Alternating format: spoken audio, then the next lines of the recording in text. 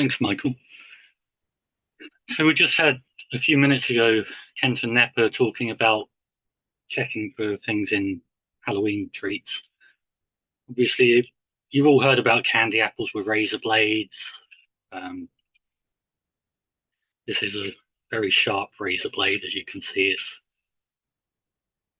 cutting through the apple. But you should check your kids' treats for razor blades, particularly because they are the best bit. They're full of iron.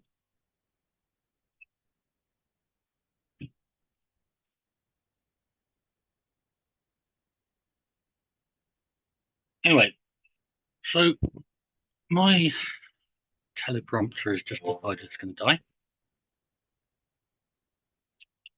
That was just a little unplanned bit.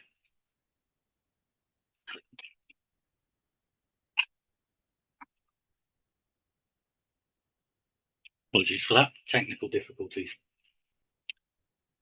So I'm going to do a piece about desire, which is one of the most ancient and powerful forces in existence. Pulls us in, holds us tight, and lingers in our hearts long after the moment has passed. Tonight we're going to explore that force together. So love, infatuation, passion, these emotions are deeply personal, yet universal. We've all seen how people try to preserve the memory of those emotions, sometimes with something as simple as initials. How many of us have seen initials carved into a tree, a bench, or an old piece of wood? Just two letters left behind to signify a connection, a moment that mattered. Now, those initials, though small, carry an incredible weight. They're a symbol of desire, of feelings we've carried with us, perhaps for years. And though we're separated by distance tonight, those emotions can transcend the space between us. Now, I'd like each of you to think of someone who has stirred deep feelings in your heart. It could be someone from your past or someone in your life now. And as you think of that person, I'd like you to focus on just two letters. Their initials. Imagine those initials clearly in your mind as if you were carving them into a tree, making them in a way that lasts. Picture the letters as though they're permanently etched in your memory, like a symbol of the emotions that you felt. Initials might seem small, but they are a mark of something far greater. They represent moments, connections, desires, and though we may be connected only through the screens tonight, the power of what you're thinking of is real. In a moment, I'm going to ask one of you to share those initials with us. Could I have a volunteer? Perhaps Dr. Michael, actually. Would you join me for this? Yes, sir, I'm here.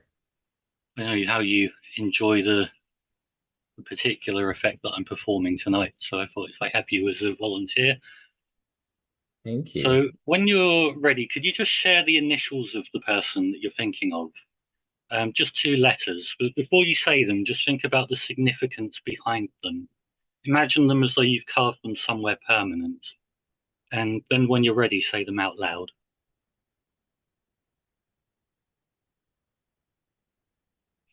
It's BD.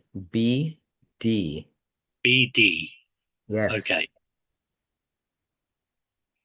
So those initials, although they're simple, they are a symbol of something deep and personal. Moments shared, emotions felt. And now I want to show you something remarkable.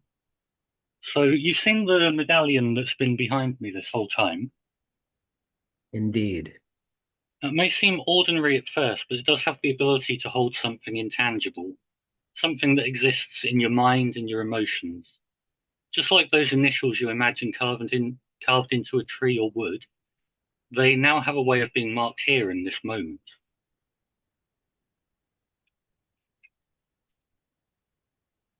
What's fascinating is without you realizing it, the initials that you spoke are already here. They've been drawn into this medallion, engraved as if they've been waiting for this very moment. Now I'm going to turn the medallion round and hopefully my camera will pick this up.